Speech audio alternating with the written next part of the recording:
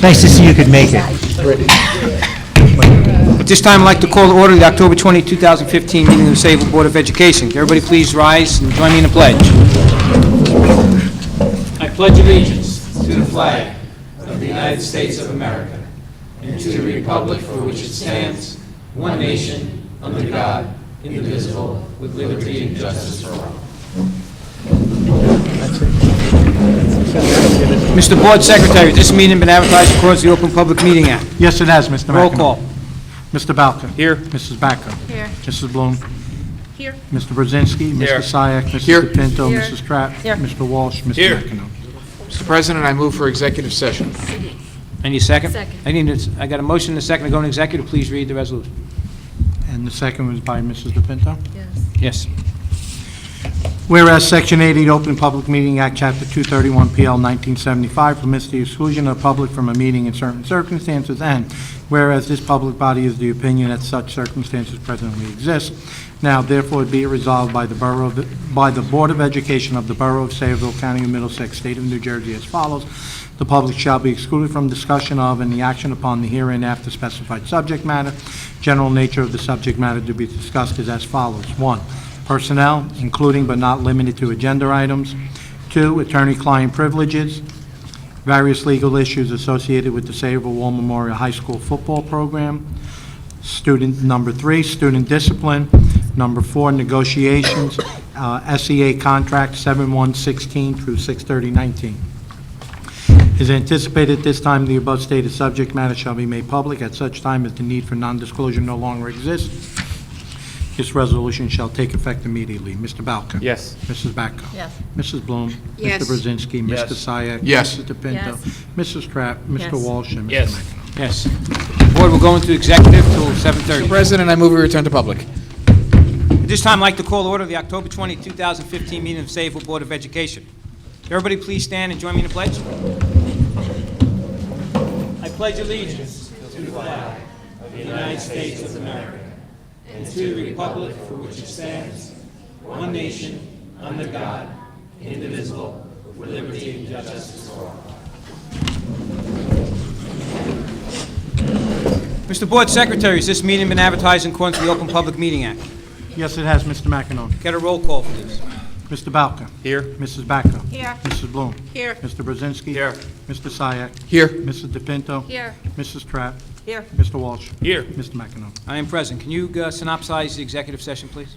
In executive session this evening, we discussed personnel, including but not limited to agenda items, attorney-client privileges, various legal issues associated with the Sayreville War Memorial High School football program, item number 3, student discipline, and item number 4, negotiations, Sayreville Education Association contract for the period of 7/1/16 through 6/30/19. Thank you. Student Council Representative, Mr. Christopher Bruce. Thank you. Last Wednesday, juniors and some seniors took their PSATs, and while they were doing that, there was a few assemblies on HIB and bullying, cybersecurity, and drug abuse. They're really informative.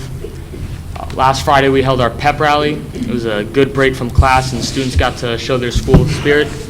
And also the homecoming game, tough loss against Old Bridge. Also, it was brought to my attention that students are not allowed in the library during their lunch periods. They have to have a pass. And some students found that as an issue because they wanted to go to the library to work on college applications or check out a book, and they were not able to do that because they needed a pass from a teacher. So that was brought to my attention. And also, as long as the weather permits, I got a lot of complaints about the crowdedness of the hallways, and it was proposed that we open up the courtyards on good weather days. Did you go through your student council president to speak with Mr. Brown and the building administration about those issues? Not yet. Okay, that would be the way to go. Start with the building administration. And that's why you have a student council. Yeah. So I would suggest that you bring that up at that point and see how it goes. Anything else? Okay. Homecoming went well Yes. as far as the event. Very good. I Mr. know you have- McEnroe, may I Yes, sure. address Mr. Bruce? the library pass has always been in place. You know, I taught here for 16 years. You always had to have a pass from a teacher to get into the library on your lunch. You can't just I thought walk the same in. thing. So I didn't think that was That's new. nothing new, hon. So I don't Oh, know yeah, I was where just that's relaying going. what Okay. some students. Yeah, I'm running out of material here, so whatever people bring me. It's a tough crowd. Anything else?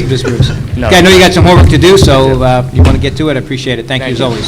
always. I'll come up with some better stuff next All time. right. You're doing fine. Thank you. Dr. Labby, one of our favorite things, we have a presentation. Absolutely, sir. Outstanding. The Sayreville Hot Shots.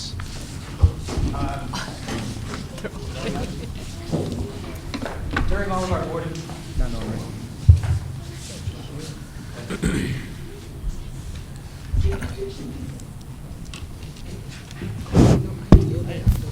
During all of our Board of Education meetings, we're going to try to present some of the great things that are going on within our schools that our students are actually doing. And several weeks ago, I got a great email, an email from a coach in the community who wanted to proudly tell me about the incredible accomplishment of her soccer team, her U9, and that means age 9 and under, soccer team, and it just blew me away. I could not believe the accomplishments of this team in such a very, very short period of time. So immediately I asked our Board of Education if we could honor this team, which primarily consists of students from our Sayreville schools. So I am very, very proud and honored to be in the same room right now with the Sayreville Hotshots. And Coach, correct me if I'm wrong, they were the U.S. Nationals World Cup champions last year, correct? For U9. Oh my God, that's amazing.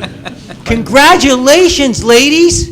And also, coaches, correct me if I'm wrong, they have been undefeated since they started their team more than a year ago. Is that correct? Amazing. Amazing. And they are all great students, right? Yeah. So to help me honor on behalf of the Board of Education and recognize these outstanding young ladies and their coaches, as well as their parents, Mrs. Trapp, would you please join me?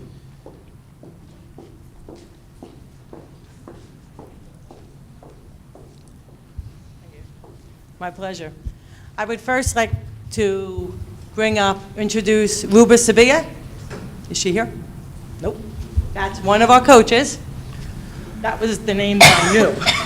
And can we have all of our coaches come on up if they're... Coach Joe Telepani. Coach Joe? All right.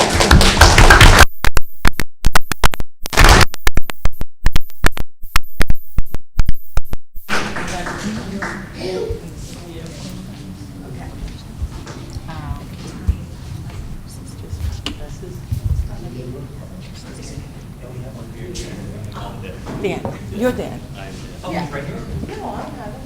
It's all under control there, Dr. Labby, thank you. Great kids. And Dan Pielek?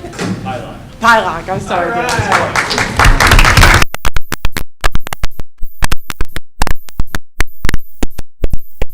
Do the honors of the other children? Sure.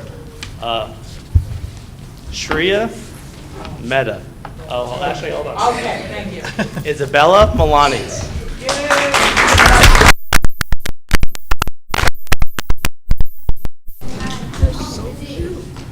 Keep them up for a group picture, too. Yeah.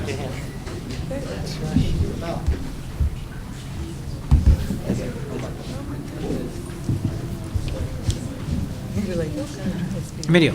Emily Herrera.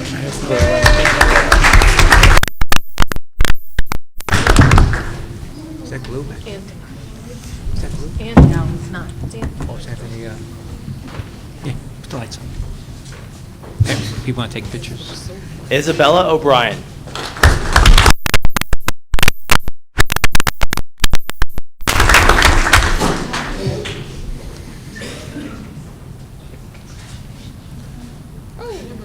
The other way.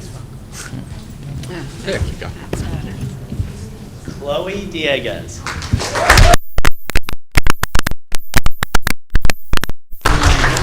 I didn't either. Yeah.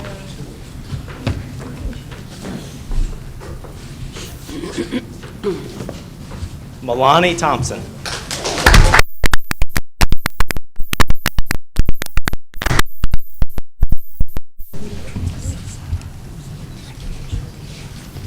Jalen Evans.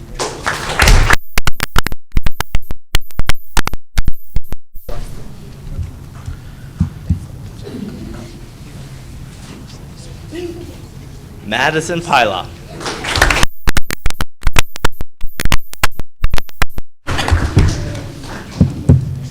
Layla Oshiro.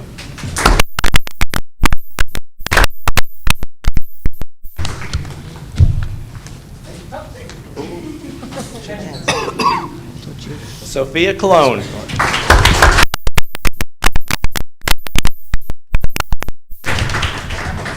Samira Rao.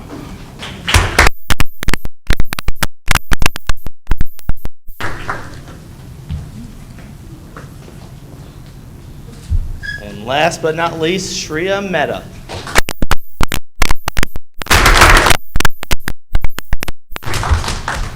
Jim.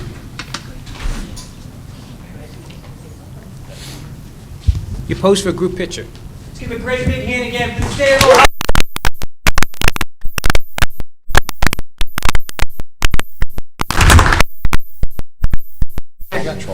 Can we have the girls come in the middle with our board members? We need to have a camera. Like the Bonnie Brady used to do that first. Being someone that knows what these kids are going through. Mike, do you mind if I say something? Because I know what these kids are doing. Mike.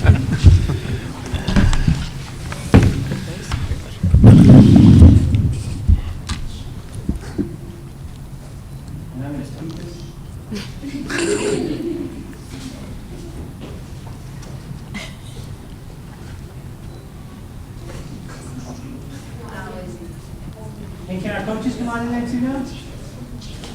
Hey, coaches. Hey, how are you? Good to see you. How are you doing? Congratulations.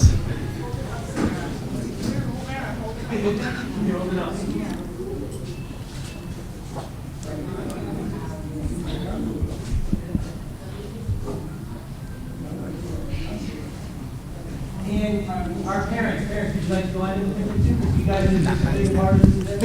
If it wasn't for you guys. Yeah, come on in. Great job. Congratulations. Hey, thanks for coming. Congratulations. Congratulations to you. My compliments. Right, I proud coach parents. my kids' travel team, and we're in EDP. Yeah, just fill in and don't worry about us. Mr. Mackin will allow me to make a comment. I Just know fill how in, great you're this fine. is. Even if I just It's about you guys. Stand on the table. Okay, everybody say yellow card. She told me to say that. I said I give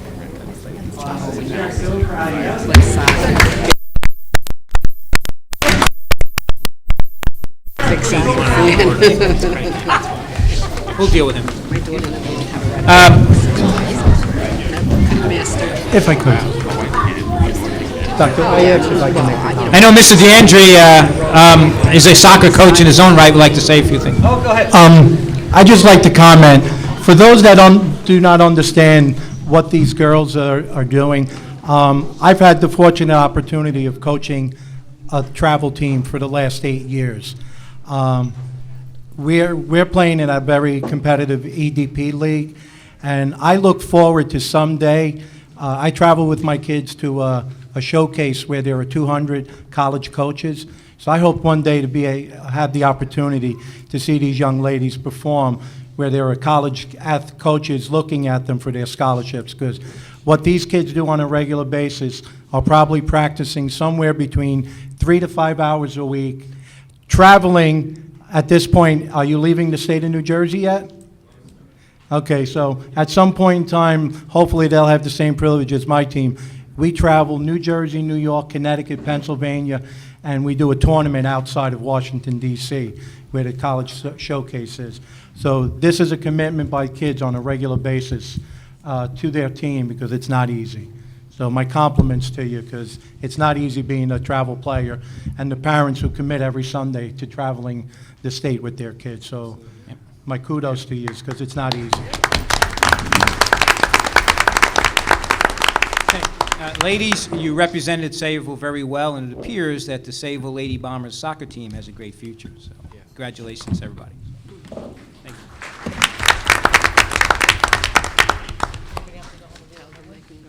If you have to go home and do your homework, we understand. You gotta do that. Thanks for coming, folks.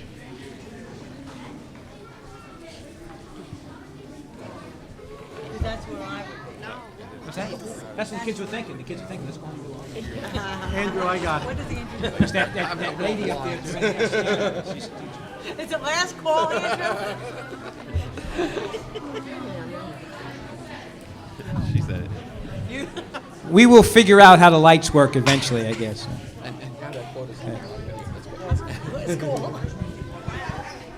Yeah. Okay, pressing on with the meeting, ladies and gentlemen. Everybody should receive the monthly technology work order reports and maintenance reports that were posted on the portal. Anybody have any questions or comments about either of those reports? Seeing none, everybody should have seen a copy of the regular and executive meeting minutes of October 6th posted. Anybody have any questions, comments, deletions, or additions to the minutes? If not, I'll accept the motion to file and accept the minutes from both sessions. So moved. I need a second. Second? Roll call vote on acceptance of the minutes. Mrs. DePinto and Mrs. Bloom. Mrs. Bloom was first? Second. Second. Beth was first. And that's roll call vote to accept the minutes. Mr. Balko? Yes. Mrs. Backlund? Yes. Mrs. Bloom? Yes. Mr. Brzezinski? Yes. Mr. Sayak? Yes. And Mrs. DePinto? Yes. Mrs. Trapp? Yes. Mr. Walsh? Yes. Mr. McEnroe? Madam Vice President, can you please share the district highlights with us? We would like to take this opportunity to thank all of our custodians, maintenance workers, groundskeepers, secretaries, software and computer technicians, transportation workers, principals and assistant principals, child study team members, and department directors, supervisors for all their hard work this summer to make sure that all our buildings and grounds were cleaned and new software programs were installed or upgraded, and for preparing the district to welcome back our students and teachers back for a new school year. Congratulations on a job well done. Arleth Elementary School participated in the Jersey Shore Autism Speaks 5K and Walk in Long Branch. Many thanks to Arleth's team captain, Kathy Maroke, and her colleagues, 5K run coordinator, Alyssa Garnett, Cindy Bacco, Janine Cascio, Anne-Marie Menente, and Sharon Young for going above and beyond and working together for a wonderful cause. Once again, Arleth School steps up to lead the way to show how much Arleth cares. We are so proud of them. We are very proud to inform you that the Samsel Upper Elementary School did it. As of June 2015, the Samsel Upper Elementary School collected 1 million tabs for the Ronald McDonald House. Thank you to everyone who collected pop tabs over the years. Collecting tabs is a great way for all of us to really make a difference in the lives of families and children in need, not to mention the importance of recycling. Spread the word and show your support by helping us reach 1 million again. Start saving your pop tabs now and drop them off at the SUES main office or room 320. Thanks to the Sayreville Middle School PTO, the middle school has a new look. The middle school PTO donated the funds for a new front sign. What a difference it makes in curb appeal, replacing the old sign, which was 40 years old. We would also like to thank 2 local businesses, especially Camerata Landscaping of South Amboy, for donating the labor for the retaining wall, and Riverside Supply of Sayreville for donating the bricks. That concludes the district highlights. Thank you. It is a very nice sign if you've seen it. I'm glad to see they opt not to go with electric sign. I know Mrs. Kilcummins would have appreciated that. Dr. Labby, can you take us through your report, please? Sir.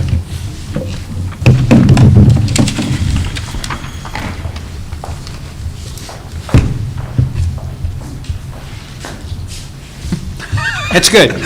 You're all right, Andrew. We're good.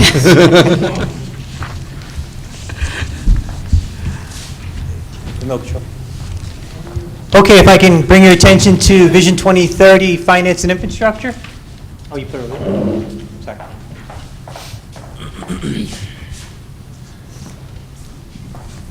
Okay, we're asking, first of all, item number 13 can be found on page 3. We're asking you for your approval to advertise for the sale of 2 recently declared obsolete lawnmowers. Again, you can find that on page 3.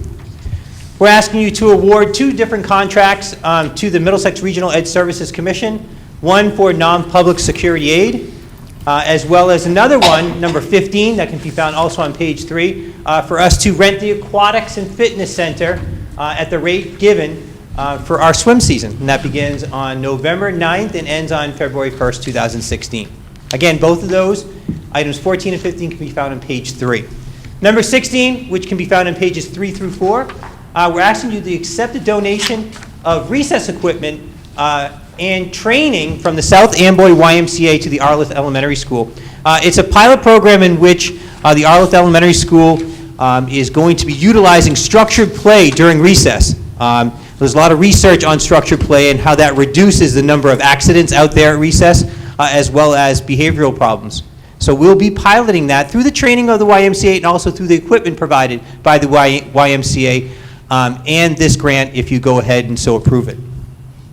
Items number 19 through 21, which can be found on pages 4 through 6, we're asking you to approve several trips with transportation costs.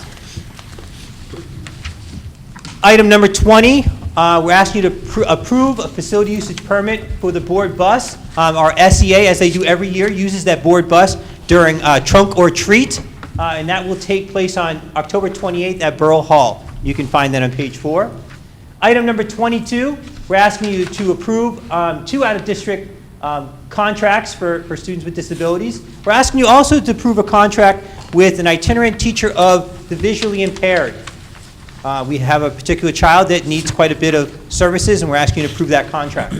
There are also some bedside tutoring contracts and paraprofessional services for 3 middle school students who will be attending an after-school activity sponsored by the school.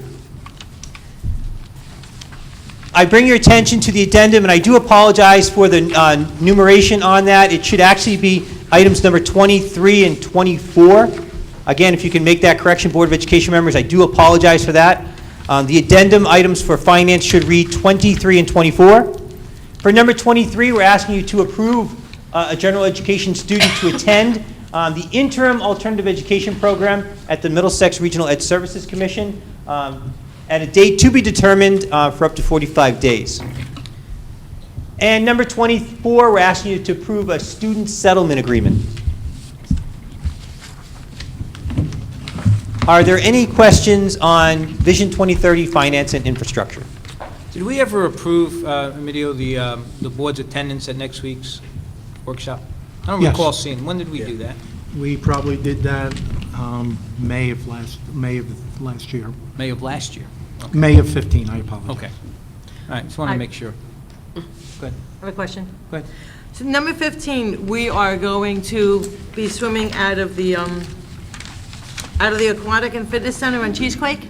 Is At that- the Center for Lifelong Learning, yes. Right, Center for Lifelong Learning. So we were at the South Amboy Y, weren't we? No, last year we were at the Center for Lifelong Learning. We've been out of the Y for a while. Last couple of years, yeah. Couple of years. Since it opened up. Yeah. We've swam at the South They Amboy. did No? several years ago. Oh, okay. Several years ago. It's fun to stay at the YMCA, though. Why? Yeah, no, since it Okay. opened. Sorry, I couldn't resist. All right, thank you. Thank you, Mrs. Bloom. Video number 8, how That I'll was say it on? Mrs. That was Yes, Mrs. I got Strap. No problem. I'm just laughing at No, your Lucy jokes. backed me up with some laughter there. I got no Oh, okay. laughter out of that joke. The YMCA. Okay, did you get I have that from visual. Mr. I'm Backus not going abstaining in. on number 8. Anybody else before we move on? Next section? Okay, Vision 2030 student achievement. Number 2, we're asking you to approve the Sayreville Comprehension School Counseling Program Plan. That is a CUSAC requirement. Dr. Shediak and Ms. Sokola worked very hard on developing that. I believe that was sent to you about a week ago to review. Item number 3, which can be found on page 8, we're asking you to approve a course title change, Algebra Applications to Fundamental College Algebra for the 2015-16 school year. Dr. Shediak, can you explain why we made that change? We made that change due to NCAA requirements. The NCAA would not recognize the algebra applications course title We've made no changes in the course itself, just the title. And for students to participate in Division I or Division II college sports, they have certain requirements for core courses they must take. And algebra applications was not recognized by the NCAA, the course title, as a core course. So they did finally approve. We've gone back and forth with them for well over a year now, and they finally approved the course title change. So that's why we did that. Just a question on that. Was that an isolated incident, or are we reviewing all of our courses for compliance with NCAA?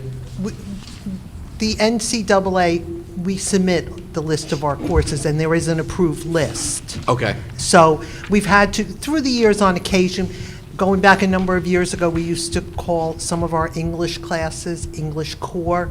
They would not accept that designation, so we just called it plain English 9 or English CP was never a problem, but English Core was, so we took off the word core, and then they approved it. Gotcha. So this is an ongoing, It's an normal ongoing routine process. piece of business. Right, then. and anytime, algebra applications is a relatively new course for the high school. It's probably been there about 3 years now, and it's never been approved by the NCAA until we change it. And it's interesting because actually, that's one of the courses that students can receive college credit from Middlesex for that course. But the NCAA, because of the course title, did not recognize it. So now we changed the title, hopefully tonight, and we'll be good to go with that. Thank you. Thank you, Dr. Shadyac. Item number 4, which can be found on pages 8 through 9, we have several more student trips with and without Board of Education costs. Items number 5 and 6, which can be found on pages 9 and 10, we have 2 co-curricular activities. We have a fall festival taking place at the Wilson Elementary School, October 29, 2015. That's actually a revision. We actually had that approved, I believe, at the last board meeting, and we revised the language a little bit in that. And then our middle school band and chorus will be performing for the winter concert on December 17th at the Sayreville War Memorial High School, and we're asking you to approve that as well. Any other questions on Vision 2030 student achievement? Yes. Just looking at my email that I got today. The state released park results. Yes.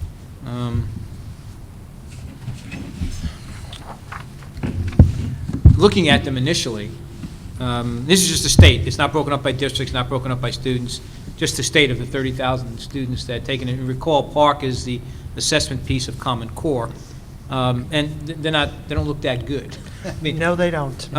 so when ours come out, I don't know if that will happen by the next curriculum meeting is what, the 3rd of November? It's So, November Yeah, you 3rd. won't have those, but it'd No, be we- interesting to see, a side-by-side comparison, state, district, Right. that kind of thing, so. We're expecting them at some point in November, but they won't be in time for But this our- was the initial park that, the big opt-out issue and all those types of things, and this test has been realigned since. It's being changed, isn't it? Well, Less time? and all that Yes, kind of yes. stuff. There'll only be one testing window, only. Last year, there were 2 separate Right, testing yeah, the fall and the windows. spring, Right. okay. Well, it was all in the spring, but one was in March and one was in May. But one was a pre and one was the post, wasn't it? No, one was the performance-based assessment, and then the second part was considered the end of year, which was about 2 months later. So my gut feel is that nobody will get anything from this data. They claim that we're going to get some good data from it, that they'll have item analysis, we'll be able to see where our students did not do well and where they did do well on specific questions. They're going to be releasing a large number of the questions, so I understand the categories are not yet meeting, partially meeting, but I'm trying to interpret approaching expectations. it's a little bit better than partially meeting, Then but you not either meet quite there. expectations How or about almost there? I guess this is why we have a Department of Education. And this With- is how the scores will go home to the parents with these words Yes. approaching. Yes, those are, and a 4 and a 5, either meeting expectations or exceeding expectations, are the passing, the so-called passing scores. And when will they be given this year? When will they, in a window from March to April, we're actually setting, I have a meeting with Mrs. Sokola and Mr. Glock-Malloy on Thursday. We're going to, we have a window, so we're going to work on scheduling that this week. And they'll only be given once this year. They will only be given one time this year, yes. With the makeup? And I might add, There'll be, yes, there will be makeup. while it is, we agree that the children should only be tested once, and having the kids participate in 2 separate sets of testing was fatiguing for the children. However, part of the selling point for the park was that it would give our teachers an opportunity to teach the kids throughout the better portion of the school year. If you remember with New Jersey Ask, kids were assessed after 2/3 of the school year. However, when they moved to the park, part of the selling point was the kids would take that end of the year assessment, which would be a greater measurement of how well or how much they learned throughout the better portion, nearly the entire year. But you can see how we reverted back to that 2/3 of the school year, which many people would question in terms of fairness. But I just don't think the data is going to be valid because you have a significant number of students that opt out, and then you had those students that didn't opt out but took it but didn't take it seriously. So I don't know how they filter that data out, but that's going to skew it. They did warn us ahead of time. Barry Ehrlichson, the assistant to the commissioner, did warn districts ahead of time that the data would not be good for this first test, and yeah, she was right. But she is steadfast on still developing student growth percentile rankings. How they're going to do that, I don't know, in terms of comparisons with the NJ Ask, how they're going to determine how much someone grew from a score on the NJ Ask to a score in the park. I can't wait to see. So now these scores that are coming out in November, is this from the first test, the second test, both? It's a combination. Combined. Mr. McEnroe, when Mrs. Bloom and I attended the county program in Middlesex on the park, the assistant commissioner shared a couple of things with us in terms of how we should react to this. First of all, she said, don't try to compare performance on the park to performance on the NJ Ask, because it's 2 completely different assessments, so you can't compare results from one to the other. But then in terms of how boards should look at the data and the conversations that should occur, we should be first of all, they said to recognize that when the scores come out and our administration gets the data, it's not something where in 2 weeks we're going to have a complete understanding and analysis from our administration in terms of what we're going to change. It's going to take time. And they talked about basically boards working with the administration, in particular through a student achievement committee, and asking the questions of, well, how are we using this data to form instruction? What data have we gotten back? Where are the gaps in the data? Which portions of it are reliable, which are not? What changes can we make immediately? What changes do we think are going to need to take a little bit longer? And to have more of a strategic discussion around But you're that going to do data. all that based on what the state agrees is invalid data. Well, I'm questioning the validity of the And data. thank goodness they're sending us the data early, so we can do all those Right. things. Yeah, but we're going to take actions on data that's probably not valid. That's my concern. Well, So- part of it, I think, is figuring out which portions of that data is valid, which may have Well, other. Did anybody at that meeting ask them, why are you releasing this data if they don't understand it themselves? No, but if you'd like, there's going to be another meeting that basically is the same one that Mrs. Bloom and I went to, held in Somerset County, I believe on November 17th, but I can get you the date. If any other board member wants to go and see the presentation and ask, additional questions. They may ask me to leave because, we really upset the apple cart with kids and parents on something, and then they're going to release invalid data. So, I just don't get it. I guess we assume because we're in education, we're smart. I just don't get it. I honestly don't get it. And are we prepared then for the parents that are going to be upset and not wanting their kids to take it this year because of that? We're prepared for anything, Mrs. Pinto. Good answer. We're prepared for that. I mean, 'cause there are We're parents that hopeful had- that we have, more kids participating. Okay, If but you had kids that sat for it twice, who Well, believed in it, and now if you invalid spoke with the data's kids that coming took the assessment, most of the kids, found, the assessment to be difficult as they did the New Jersey Ask, but very similar to that. Right, but then, and their parents, believed in it and let their kids sit for it, and now the data's coming out, which is said to be invalid, And as a parent, I can see parents saying, well, you know what, that's it. Why sit for it again then?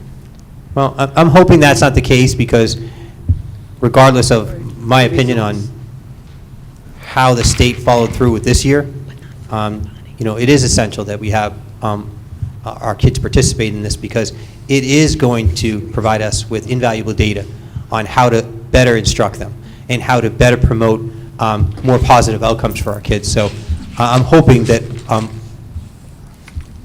a greater majority of our parents do opt in to have their kids assessed, because not only will it help their children, it will help us better improve our programming and services. And I support that, and I think as a parent, you want your kid to be assessed to see where your kid is, but we like to be able to understand them more in the assessment and then understand the data. And if you can't do those two things, we have some educated people around the table, and we're looking at this data saying, what does it mean? If we don't know, how are the parents going to know? And that's my concern. And that's the heart of what we do in the school district. Provided us with a number of different resources that when we do release the data, we're going to release it to our parents to give our parents a better idea of how to interpret the scores. Some of it is print literature, other is video, and so forth. And we're actually going to provide a PowerPoint presentation to the Board of Education prior to the release of the data. So we're going to do the best we can via the resources that they're providing us to turnkey training to both the Board of Education, our staff, as well as the parents on interpreting these scores. Should be interesting. The professional organizations are also sponsoring a number of full-day workshops to work with the administrators on how to interpret the data and to help explain it to the public and the parents, so. But I think also, Mr. McEnon, they did tell us that, this is a random when you're looking at this as overall statewide, but each child is going to get their own individual assessment. Right. And correct me if I'm wrong, Kevin, but I think she said that each child going forward is going to be judged as to how they progress with the kids that they started with. So what they're going to try and do is keep, like, say, all the fifth graders and now see how they do in sixth grade. So they're going to be compared to their peers, not, on the local level. Wasn't that what she said? Well, local, and also with regard to, everyone who took the park across the country and Right. everyone in the state as well. So it's going But to again, be it's gonna several a peer layers cohort. of assessment. So it's somewhere along the line, some of it's going to be valid, we hope. And what are we currently using this year for graduation requirements? For graduation requirement, Marilyn, jump in and help you. There's actually the park assessment, the HESPA, Right. Well- and then a portfolio. The HESPA's gone, the HESPA's done, we don't Right. use that. But if a student had passed the HESPA, Well, this current Previously. seniors took the HESPA Correct. last year, because that was No, last they year. took No, they did not. They- The They current did. seniors never took the HESPA Okay. unless they repeated 11th Right. grade. So it's either the park, they have to pass a park in each of the subject areas, math and language arts. We can use the PSAT scores, we can use SAT scores. We are also administering the AccuPlacer to the students who have not yet met a graduation requirement. That's something our district is doing. Some districts are doing it, not all, where we had the students either tested in their own class or they could stay after school and do the test. We administered it back probably about 3 weeks ago. We're going to, the students who have still not met a graduation requirement will be administered that test again in December and probably again in January. So the AccuPlacer is the test that Middlesex County College uses. Let's, but Marilyn, isn't there the portfolio too? And there is also a portfolio assessment, much like we've had with the HESPA. They just came out with some of the guidelines for that, too. So any of our kids who have not passed the graduation requirements, we're working on them with Mrs. all Back, those. I want to add that to the next curriculum committee agenda item, understanding the graduation requirement. Sure. And what we're doing, and, because I think you can pick one or the other. Right. They have to pass something. Say, for instance, if they pass the park in language arts, they have to pass something now in math. Gotcha. So it's one in each subject area from a whole menu of choices. Please add that to the agenda. Sure. Any other questions on Vision 2030 student achievement? Move along to governance. In honor of Mr. McEnone and all of our veterans, this is our annual resolution for Veterans Day, and you can find that on page 10 and 11.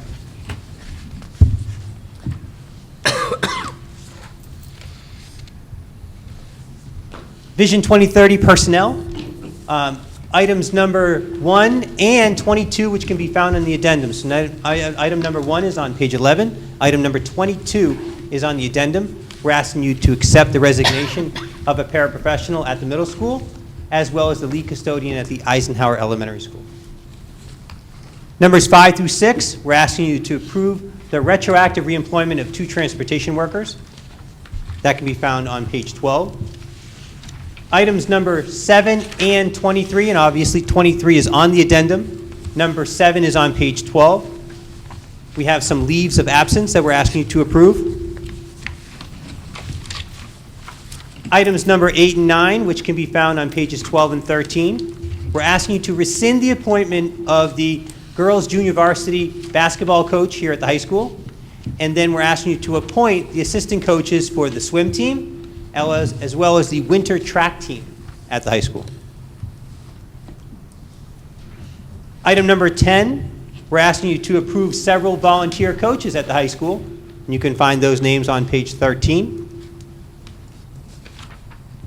Items number 11 and 12, we're asking you to appoint 2 fall season athletic aides with a per diem stipend for after-school athletic events, as well as an art production advisor for the high school theater arts program. Those all can be found on page 13. Item number 13, we're asking you to hire 3 paraprofessionals for the 2015-16 school year. Those individuals can be found on page 14. Items number 16 and 17, we have 2 certified and 1 non-certified substitute we're asking you to approve. On item number 18, which can be found on page 15, we have a good portion of our staff who are presenting workshops. So we're asking your approval to compensate them for approving workshops on our big November 3rd Professional Day in service, which Dr. Shediak, Ms. Johnson, and their entire committee have worked very hard to put together. I'm very excited about it. There are a lot of great workshops being offered by some magnificent teachers. Item number 19, which can be found on page 15, we're asking you to approve 3 more teachers to work in the Literacy Academy on an as-needed basis. Item number 20, we're asking you to approve the merit salary bonus goals for the superintendent for the 2015-16 school year. And item number 21, we're asking you to approve professional days. All of them can be found on page 17 and 18. Any questions on Vision 2030 personnel? Mrs. Batko. I have questions on the goals. Okay. Okay. So I took out the old one where I had questions at the previous meeting, and I know some things have changed. So the one big issue that I did have, and I still have it because that hasn't changed, if you look at the finance one, Correct. I get the increasing the revenue, and that's all fine. But this was a problem I had in the previous goals as well. There's all talk about revenue and increasing revenue, and I think that's great, but there's nothing about cost containments. So on the one hand, we can compensate you for raising revenue, but if you don't spend it effectively, it doesn't seem to matter. How does that get calculated in this process? I mean, the last thing that I want to do as a superintendent is cut programs because they're in my bonus or in my goals. You know, we do a real good job, and as a member of the Finance Committee, I know that you would agree, in terms of going through each line item and making sure that they're all very, very conservative. And we have cut. This past year, we cut a lot. And you put yourself in a very delicate position as a superintendent when you're cutting programs, you're cutting resources, you're cutting things that are going to impact kids. I'm not talking about cutting. That's what you are talking about. I mean, I'm talking about increasing revenue. No one gets hurt through increasing revenue. But to say, what we tried to do last year in my goals was to cut utility expenditures, electricity, gas, and so forth. And we did a really nice job of doing that. But beyond those non-discretionary things, it gets very difficult. And I don't want my goals or my compensation associated with cutting something that could be I don't want to talk about resources. cutting something. I understand how the budget process works. But you also realize that even though we adopt a budget, there's always expenditures outside the realm of that budget that are made. I'm looking at not cutting things, but spending additional money on things that maybe, just because you raised revenue, maybe I don't agree with some of the things you might spend But on. the things, we're not allowed to spend money on things that we raise revenue for. That money that we raise in revenue, we're not allowed to spend that. I understand That goes to that. fund I'm balance. not talking about, I don't want to tie the two together. I'm looking at them as two separate issues. We have, everything is always on the revenue side, but as far as the spending side, there's nothing, and I didn't see it last year either.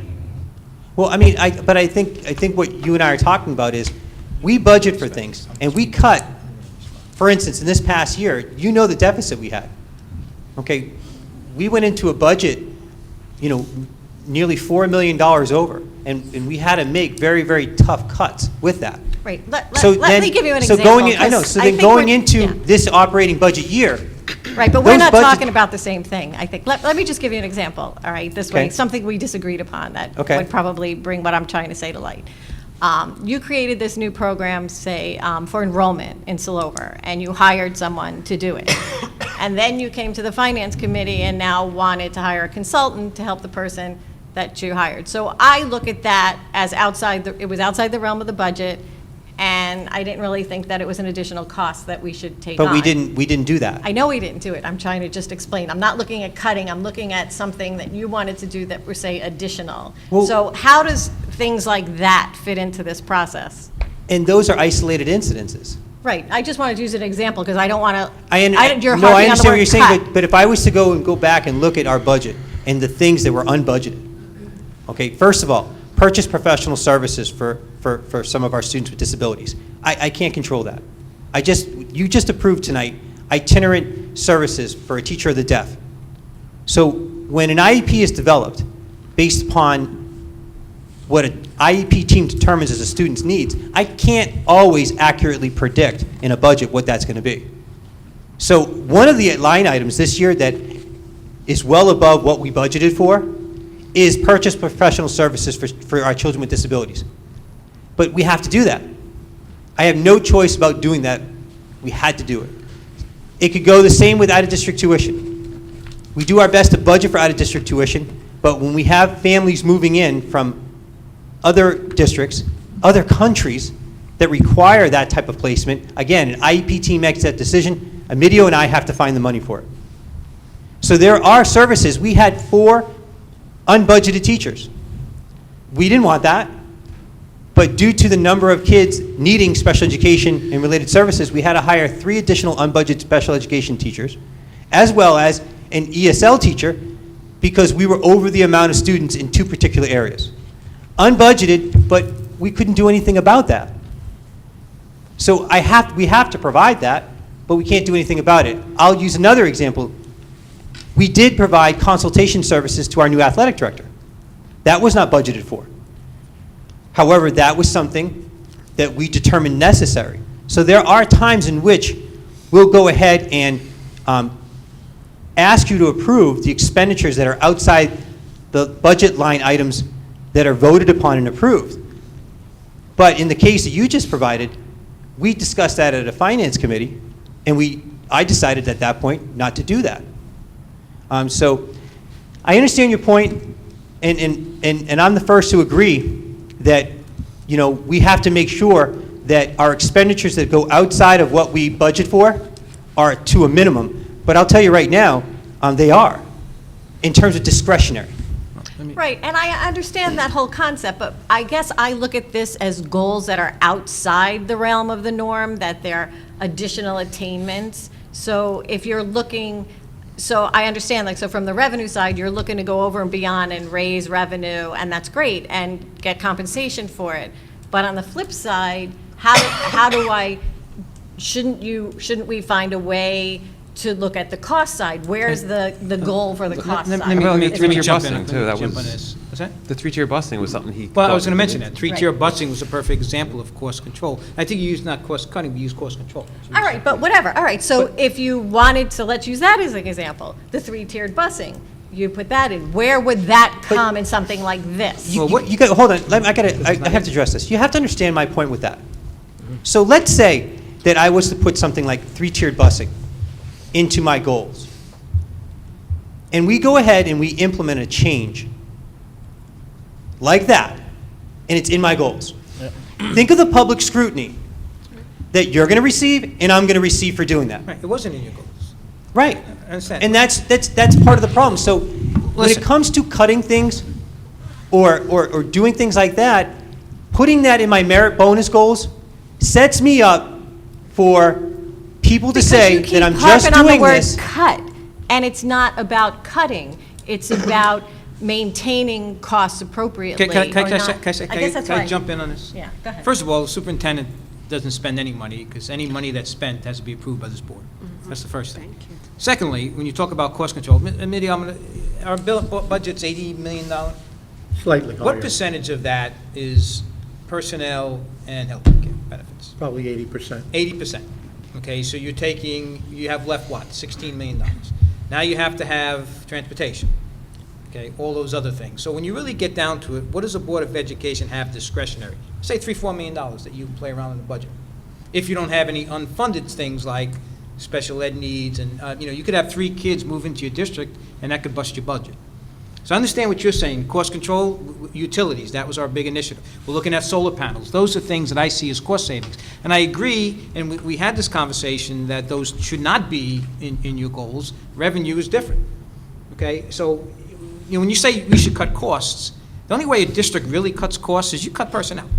And we've made some conscious decisions over the last 10 years not to do that, not to prioritize certain things that we do.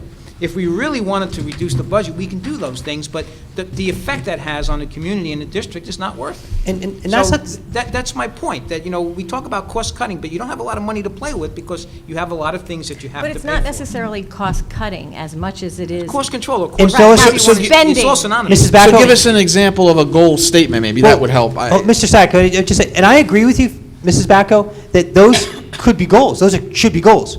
But what I don't agree with is tying it to my merit bonus compensation. I agree that those should be goals, cutting, and we work hard. The 3-tiered busing system saved us a lot of money, okay? Solar panels will save us a lot of money. Mr. DeAndrea and I are always in the think tank, thinking of ways that we can cut expenditures without indirectly or directly impacting our kids. So, you may not realize this, but we brought a consulting group in, a green consulting group, to see if they could help us reduce costs in terms of utility expenditures, primarily electricity and gas. And you know what they said when they came here? You don't need us. You're already doing a great job because of what Mr. DeAndrea, Mr. Panteliano, and everyone in that area is doing. So that was one of the reasons why that was taken off the shelf as one of my goals, because we've already met what I believe is the threshold for that outside of getting solar panels, which Okay, would well, require then much maybe more. what I need is to give me the definition of what these merit goals are, what they represent. I mean, since this is, you're the first superintendent we've done this with. They're- So what are they actually supposed to? Their goals to incentivize me to make progress in a variety of different areas for the district.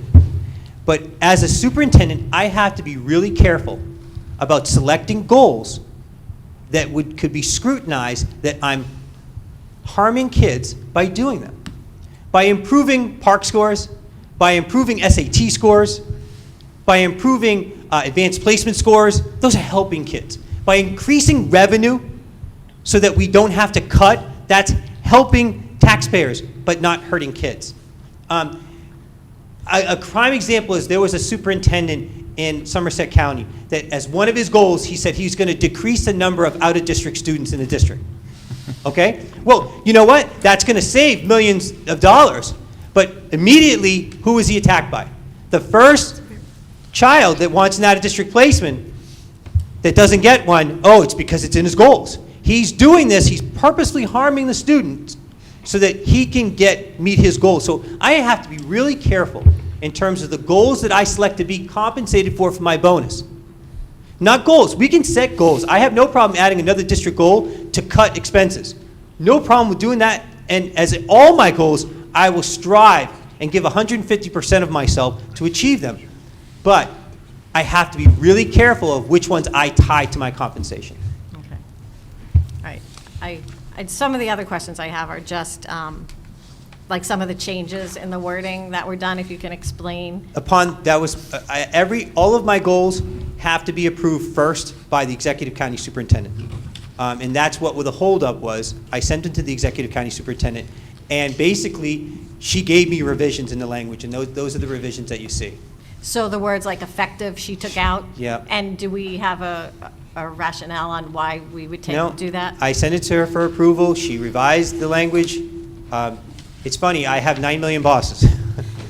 I report to you, I report to her, I report to the governor, I report to the commissioner. So she tells me this is what I can present to you, that's what I present to you. Because even on the communication one, you'll lead the development, and actually I sort of like the words that were in the old one. I So did she too. changed that too? But you know what, when it comes to that, am I going to fight the executive county superintendent on semantics? It means the same thing. Those goals, the substance of those goals are still the same. I'm not going to argue about the language. I respect her position. I respect her as a professional, as a person. So she gave me those revisions. I incorporated those revisions. Okay, so when you say things here, you're going to improve communication. Correct. See, this is, I know you're saying she changed it, but it sort of lost the meaning to me by the way she changed it. Improve communication by creating a district newsletter. So you create a newsletter and you distribute it, and so you fix communication? So in here, I guess- when you complete my evaluation, right, you'll rate me for those goals. And if you felt that Labby just created one, but you know what, the newsletter stunk, then you're going to give me, in that qualitative rubric, you're going to give me no points.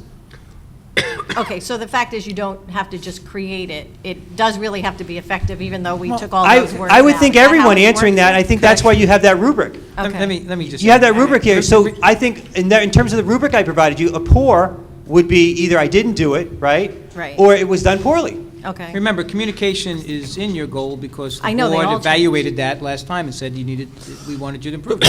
That's why Right. it came to. By the me. way, So- that's in my wife's goals for me, too. Well, that's your problem. My point is that in the spring, when we do the superintendent's evaluation, which is mandated by statute, the board takes a look at these goals and determines whether the superintendent has met them and at what level he's met them.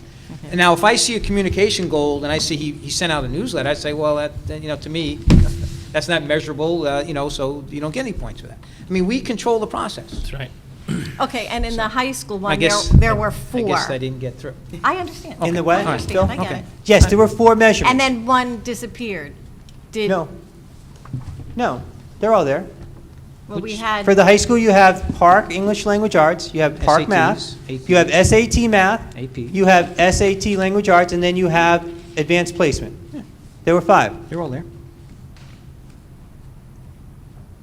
Where's no, I don't see it. I have A and B. For the first one, we have Park for math and English for grades, the first one was grades 3 through 8. Right, the second In goal one, we should had- be 5 categories. It's SAT. Park, SAT. Oh, yeah, where's- wait. Where's the Park? it's the first one. A, it's Park English Language Arts and Park Math, right? Yeah, it's language art, and then math is the second, A and B. And A, then B, C, and D, those are SAT. scores. No, not on on this one, on the agenda one.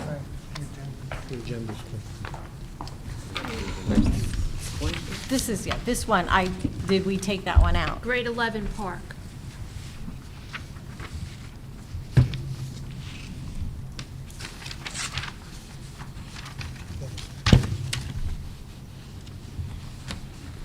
Yeah, there's 5.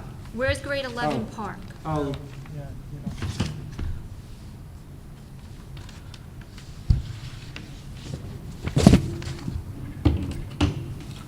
SAT language, SAT math. It should be, oh, that's the A, B, and And C, it AP. should be combined. Which That's, one? in the spreadsheet that I gave you, B is separated into two. Where's A? Whereas A is the one I'm looking for. It's the second box. By June 2000, superintendent, oh, then that's wrong. The first one should be the Park High School. A should be Park High School. That's wrong. And B will be math and language arts? Or B is is it going to divided be? into two. Two, one of each. So is there going to be an A, B, C, D? It's going to, for these purposes, it's going, for this purpose, it's A, B, and C. But in the spreadsheet that I gave you, B is broken down into SAT Math and SAT Language Arts. Right, but on the agenda, we have SAT math and language arts. Right, because it's a typo. What I'll do is, Ow. I will, for the next Board of Education meeting, I'll change that, but that's a typo. What was sent out is accurate, the one that was sent out The earlier this spreadsheet that evening. you have is accurate. So there will be a park one? Yes. Is what you're saying? A is going to be Park Language Arts and Math. B is Okay. going to be SAT Language Arts and Math. And Okay. C will be Advanced Placement. Okay. That's what's there. So if you want to go ahead and not vote on this now, that's fine. That is a typo. A should be, You can just table it to next meeting. you can table it. Why don't you just withdraw it since it shows? Yeah, you can pull it. I can, I'll withdraw it. I mean, because that's a typo. I apologize for that. We understood it, though. We understand the intent of it. So we'll just withdraw it? Yeah. Anybody else have any questions on those goals? It's being withdrawn by the superintendent. for Okay, this we evening. can still, if there's any So other it's going to questions. still be just three? I just resubmit it and the clean Yeah. copy and we'll press on. Anything else? You done with your report? Yes. Okay, any other questions, discussions on the report before I open up for the public? Seeing none, at this time, I'd like to open up the public for agenda questions and items only. I will open up again for the public for any business that may become before this board. Anybody have any questions, comments on the agenda items? Seeing none, I'll close the public portion. I'll accept the motion to file the superintendent's report. So moved. Mrs. DePinto? Second? Second. Mrs. Bloom? Roll call? Yeah. Mr. Valka? Yes. Mrs. Bacco? Yes. Mrs. Bloom? Yes, but I have to abstain on the workshop for my son Kevin Bloom, on page 15, number 18.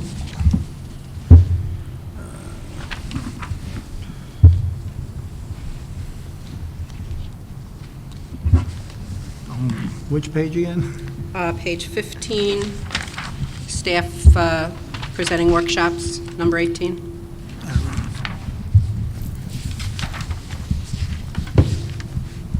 Got it, thank you. Mr. Brzezinski? Yes. Mr. Syak? Yes. Mrs. DePinto? Yes. Mrs. Trapp? Yes. Mr. Walsh? Yes. Mr. McEnon? Yes. Dan, finance infrastructure, anything to Yeah, brief us? we had a brief meeting on the infrastructure side, the high school roof. They said it might be done by the end of last week, but it's still being worked on today, so I'm saying by the end of the month. The district security project has been completed. Don't want to go into too many details because we don't want to be out there too much. Right. On the middle school erosion, immediately going to go back to the engineer to get some more answers to some questions we had. As far as the solar agreement too, we need to get some more answers from the architect before we move any more progress on those things.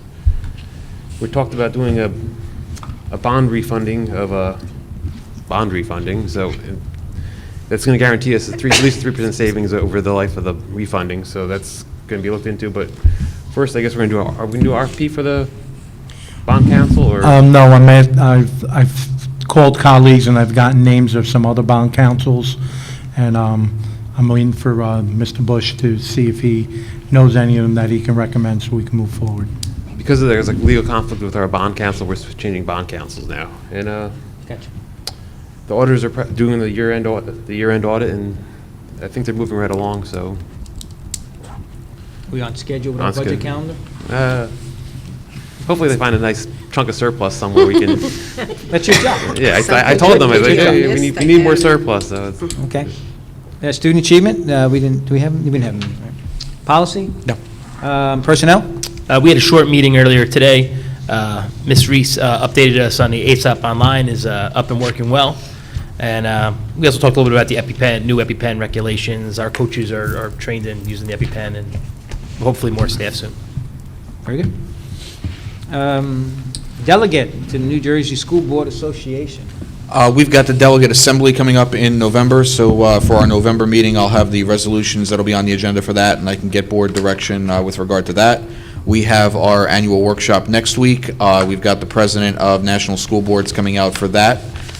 In addition, I'm assuming there's going to be a good amount of park information available as part of the annual workshop. As I mentioned, the Somerset County School Boards Association in late November is hosting that park workshop.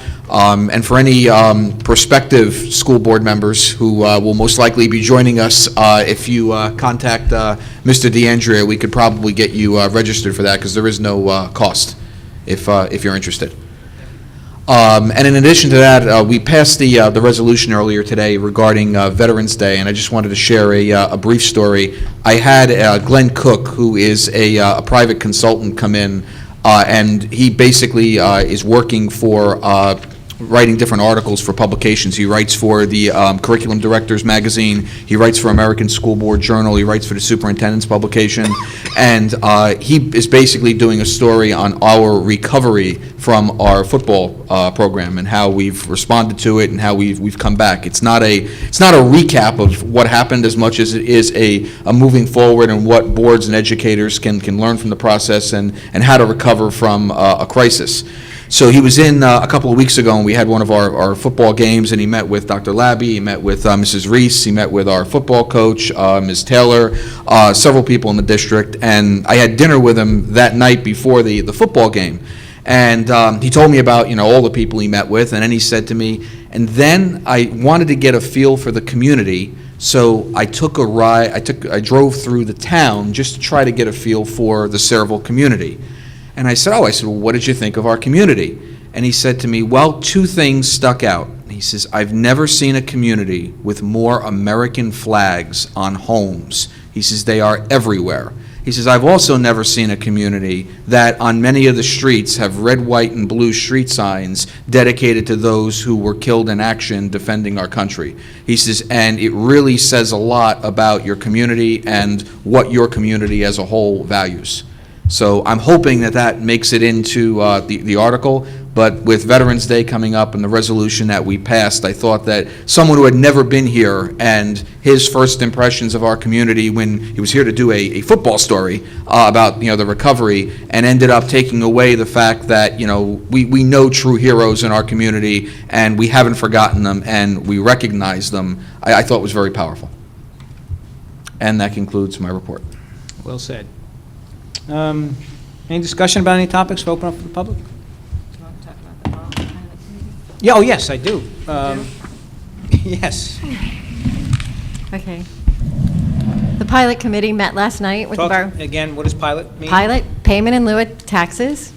It's taxes paid to the Borough Council where no school taxes are collected, simply put. So we met last night again. This actually has been going on for about a year now. And so we met again last night with the 3 members of the Borough Council and their CFO. We're actually moving very slowly, but last year when we first started, the committee had made a recommendation to share in the funds, and we had asked for 56% of the revenue. We chose 56% because that is what we collect if it was a property tax and not a pilot program. A couple meetings ago, I told you Mrs. Novak suggested, she's a councilwoman, that maybe we should do it per student funding. That was fine, we were okay with that. Last night, it looks like now we're leaning back towards a percentage, which is we're okay with that too. So we sort of came full circle. Right now, according to Wayne Kronowski, the CFO, the borough is currently negotiating the pilot dollars for National Lead, for the National Lead property, with the developers. And this was quite interesting. They're discussing the cost increases that the developing that property is going to be, public safety, public works, et cetera, only borough costs. There is going to be no discussion whatsoever in the revenue side to take into account the increase in costs to the schools. And it's just not going to be discussed at the table. So they're going to determine based on that revenue, all the cost side they're looking at is only on the municipal side, nothing on the school side. He also stated that Bass Pro Shop will not be under the pilot program, which was at least a plus. It was some plus. I did suggest to the committee that we do this as a board of, for the whole school board to participate in, because I think this is one of the most important things that's going to affect our schools. Mrs. Novak didn't want to. She felt that the committees should just report back to their respective bodies. The one thing that actually turned out to be a little bit of a sticking point last night, which is something we were well aware of, and I think most people were, and I know, Mike, you probably can talk about it better from the planning board perspective. There was a $19 million provision that was supposedly, it was for the schools. So they were sort of, Mrs. Novak was sort of caught up on that 19 million, tried to explain that 19 million isn't even going to build a building. So we tried to explain the operating costs of what all these new students were going to do to us outside the infrastructure and how much it actually is going to cost. So I guess we hopefully got that point across, but they didn't support a public meeting. Our next meeting is going to be November 9th at 5 p.m., which is directly before their council meeting. So if anybody wants to come, I don't know, I guess, see, I'm going to go to the next council meeting and see how their reporting goes back to the council and see how it works. There was also a conversation, maybe Dr. Labby can, he had a conversation actually about split sessions, which I thought was quite interesting. If you want to point out what you, split sessions came up and. Correct. During discussion, we had mentioned the fact that, if the national lead project was to be developed at the size they're anticipating, the number of students would be enormous. Close to 2,000 students would be added to our school district, which would naturally cause the school district to have to not only construct a new elementary school, but potentially a new middle school, and potentially add on to this high school. And we talked about how, yes, the school district, if we were to incur an increase of enrollment, particularly at that level, we would, under the current legislation, ask the Department of Education to give a waiver to increase our tax levy, which they would award us for the increase in enrollment, which would cause a tremendous burden on all of our taxpayers. When I mentioned that, one of the responses was, well, we wouldn't have to go ahead and build new buildings, and you wouldn't have to go out for a referendum. We could just do split sessions at the high school and middle school. And my response to that was we would have a mass exodus from Sayreville. Not only would people pack up and go because of the fact they're paying much more in taxes, but to hear that their students would now have to face split sessions in the middle school and at the high school, I feel that many parents would leave Sayreville, and that would cause an even greater problem for the borough, because then they would have property that's uninhabited. Who made that suggestion? You don't want to know. Who made that suggestion? I believe it was Mrs. Councilwoman. Novak. Okay. Well, I think what people fail to understand, and this has been very frustrating for me, is that there's one taxpayer. And because the borough is not incurring a greater increase in cost, or their tax need is being required, the biggest percentage, if you look at your tax bill, is the school district. So if any development that goes up and the district doesn't get their fair share of taxes, that affects the taxpayer, whether it's coming from the borough side or from the Board of Ed side. And I think that point was communicated to them last night Well, very I'm well, but their costs are going to increase as well. I mean, don't. Yeah, but we have to look Right. at this as together. Right. Okay, we have to look at this together. And National Lead, I've heard so many different, and I'm closer to this than anyone on the board, how many students are generated out there. We don't know. The other thing that no one's talking, did COA come up at all? The Council for Affordable Housing, the state has ruled, and this may have a detrimental effect on Sayreville, more than national lead, by what fair share of housing has to be low cost in this borough. And when you have a major project like that being developed, that's a target. So there's a lot of things happening that's not going to bode well for the town. So we can't have them and us. And I try to communicate that all the time. It's the same taxpayer. There's only one source of income to provide these things. And if we go out with a pilot program, that sells us short. Now, $19 million that she mentioned, this has been on the books since the Sayreville Economic Redevelopment Agency's been created, and this was part of the redevelopment agreement, that due to national lead and the impact that that's going to have, they were going to earmark the developer $19 million for the school district. Now, every time the national lead development comes before the planning board, I've always asked this question: what about the $19 million? How is that going to be distributed? Does that go all to the school district in a lump sum? Is it given out proportionally? And their answer was, no, we're going to give that over to the borough, and the borough will decide.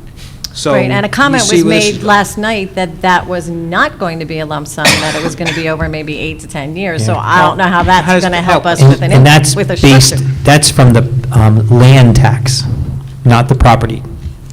Well, that's an assessment. It's an impact fee, but you can't call it an impact fee because you're not supposed to have those in New Jersey. This is just the developer saying, hey, we're willing to do this. We understand it's going to be a detrimental impact. That's what that is. And I understand that the focus here is on national lead because that's what's going to crush us.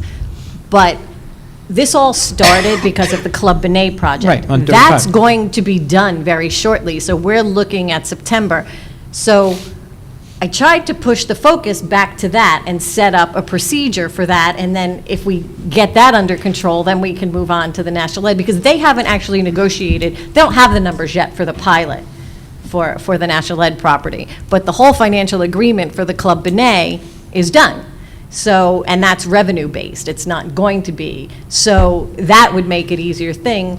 And we could do it per cost student, so, or we could do it percentage. We were okay with either, and we have been all along, we're just not getting a decision.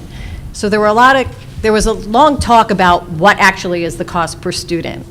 So, we went back and forth with, well, this shouldn't be in, this should be in, whatever. So what I'd like to recommend here is that the Finance Committee meet and sit down and look at cost per students and have those numbers in different ways that we find acceptable if it comes back that we are going to do a cost per student analysis as opposed to a percentage analysis. The percentage is easier, and, but we don't even know what the revenue will Well, be. it's a percentage of the tax, the portion that they're taking in. That's what it is. Well, we asked for 56% because we thought that was fair, because you have to remember, out of the 100%, 5% is going to the county, which is actually less than property taxes, so they would still reap the benefit of that differential of the county portion. So 56% was what we originally asked for, but that was like a year ago, and then we swayed from that and moved on to a per student cost. And now it looks like they're swaying back towards a percentage. The agreement seems to be, yes, we're going to do something, but they still don't know what they want to do. Okay, so we just had a conversation earlier about revenue, about cost savings. That's all a moot point if we have pilot programs that are detrimentally affected. Right, and I did ask that too. I said, why, because as they were complaining about their own costs increasing and the pilot program, because if you read the study, you're looking at major increase in police, fire, first aid, sanitation. I mean, you're talking major, it's not just, from their side. So I said, well, why would you do it? Why would you do a pilot Why would you program? even do it at all then? And the answer was, well, this is what everybody's doing. Sort of, kind of was the answer. I always point to everybody knows Six Flags Great Adventure in Jackson. That was a pilot program. So you have this huge amusement park that takes up, I don't know how many acres of land, but it's no benefit to the town because it was built with a pilot program, payment in lieu of taxes. I mean, it absolutely makes no sense to me, and this is going on right here in this town. And if you're sitting in this audience, this affects you. It affects you. Okay, and who's going to get the blame for it? It's going to be the Board of Ed because the costs are increasing because we have pilot programs, and that's the fact. And we're trying to meet with the council, we're trying to work these things out, make them understand that we're all in this together. It's not them versus us. And I think the concept of we're in this together versus you're on your own is a better concept for the taxpayer. So we will continue to pursue this, and maybe I'll come to the November 9th meeting, and we'll ask any questions to them at their meeting in public and get it on the record and how they stand. And if we have to poll every council member and ask them, what is your position on this, what is your position on this, we'll do that. And get it on the record. I mean, I don't want to have And to because do the that. point was made that the council is going to be changing, so I don't know if they're reluctant to do anything until after the election, or, After the election. yeah. I want to talk about it after the election. They want to talk about after. You know what politics is? It's the art of delaying the decision long enough where it's no longer relevant. Yeah. But with the Club Benet property, we really don't want to delay anymore because it's up. It's up. It's up, and we're probably going to expect those students in September, so, and we did talk about going forward, well, they asked us, well, what would you do each year? Well, my take is it would have to be adjusted every year, no course it matter would. what we do. Of course it would. And the numbers would have to change every year. Okay. At this time, I'd like to open up for the public for any questions or comments or business that may come before this board. Mr. McEnon, I'm sorry. I have one more thing, if you don't mind. Yes, I'm sorry. It was brought to my attention early last week that I guess the Sayreville, the South Amboy Athletic Association named fields, our fields, that we have a one-year lease for. They went ahead and named those fields. So someone presented this to me as a concern. I went into our lease agreement, and within our lease agreement, they are not authorized to name those fields because those are that's our property. What fields are we talking about? I believe the fields Silver. behind Silver. Oh, It's Sayreville AA. those are say. Oh, it's a Not Sayreville AA? Oh, Yeah, okay. yeah, Okay. those are our fields. We've had a lease agreement with With the borough. the borough Correct. for many years, for a Correct. dollar or something like that, wasn't it? But within that lease agreement, there is no language that states that those fields can be named without our They authorization. cannot be named. Cannot be. And when did this naming occur? Is it recent, or is it I years believe ago? I believe recently. I think it was years ago. I have to ask the question. I think it's been a while. It's not pulling it What up did they in- name them? There, boy, What's the name? no, I'm trying to remember the one fella's name that had passed away, I think maybe from Vietnam. I don't, I think one was No, it Charmello. says, oh my God, is that a bug? Anthony knows. No, I'm sorry. no. Grant. W made a big deal about putting, and rightfully so, about putting a sign up in honor of him. Grant, And right. I don't know if we renamed No, it. it's called the Thomas Polando. Okay. It's a complex, not necessarily the field. But I know they put a sign up in honor of him. Oh, okay. Let me It's not find out. necessarily the fields, I think it's a complex. is complex. named. Let me ask Ken Kelly, because he would be involved in this. He's the Veterans Alliance guy, and I'll go down to VFW, have a beer talk to him, find out what's going on. No, it wasn't about the VFW. Well, I think, somebody there's a had few- I think that some of the sign up. fields are different, because I think It's it's a field, it's version Charmello of the one too, I complex believe. was named, was the issue. No, but I think Is there's it? a, Okay. All right. right, it's the, So are you looking for immediate, I mean, we have no information on this whatsoever. Are you looking for immediate direction on this, or? I'm looking for a position on it. If that's in fact what it is, a sign being posted, I'm gonna that's go by different than what I was told. I'm gonna I go was by and told see what it is. that the fields were named. How does somebody name our fields? Well, that's what I'm bringing to your attention, that a concern was expressed to me. I have not had a chance to validate or not that concern, but I did have a chance to go through the lease agreement as well as I had our attorney go through the lease agreement. And if in fact a field was named, that is not under the authorization of that lease agreement. I don't think it's necessarily even just the fields, I think it's the complex. Right, I think And you're I think right. it's because it's a complex was named, and based on our conversation at a meeting where we didn't want to take positions of naming Right. things at rooms or whatever, it came up that this complex was named, and it's our Okay, well, why it's our don't we property, get but some it's more a- information? I'm gonna drive by there, see what it's called and who did it. I know a similar thing that I was involved in, we did it last year at the soccer complex. They named it after a veteran. Ours? There's a sign up there, just like that field on Cheesequake Road, the Private Faith Field. Is it a sign like that? No, but that's not our property. I know, but I'm just trying to say, Oh. if it's a sign like that, then I know where it came from. Why don't we just get more information, and then we Yeah, let me can make find an out informed what decision? it is. I mean, you're in that building every day. Do you see the sign? Or is it- No. Okay. You don't see it if you come down. You have other Come things down the going road. on? Okay. I have a lot more going Doesn't go on. that way. He doesn't go that way. I move we open to public. Yeah, it's still open. Anybody from the public like to speak? I guess they heard enough. If not- Mr. McEnon, Yes. as long as we're talking about veterans. Well, let me close. Okay, I would like to share. Then I'll close the public portion. Yes, Ms. Moore? Okay. We're discussing veterans. Veterans Day is coming up, and I would like to share with this body that my younger son, Kevin, got in touch with the Devils, who honor hometown heroes, and had my older son, Michael, honored at the Devils game last week, where they put him up on the Jumbotron for his service with the United Nations Peacekeeping Force in Kosovo and his tour in Iraq. So he was honored at the game, and they gave him free tickets. So I thought that was a nice thing. Congratulations. I didn't Thank go. you. I said I love my son, but I'm not sitting through a hockey game, no. My husband Especially the went. Devils. Yeah, well, that's... Hey. Hey. Haven't seen that, I will take a motion for I was going to say, on that note, I'll move we adjourn.